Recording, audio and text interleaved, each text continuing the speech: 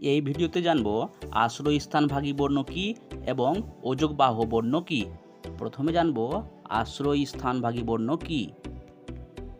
যেসব ব্যঞ্জন ভাষায় একা একা উচ্চারিত হতে পারে না, পূর্ববর্তী স্বরের আশ্রয় নিয়ে উচ্চারিত হয়, তাদের আশ্রয়স্থানভাগী ব্যঞ্জন বর্ণ বলে।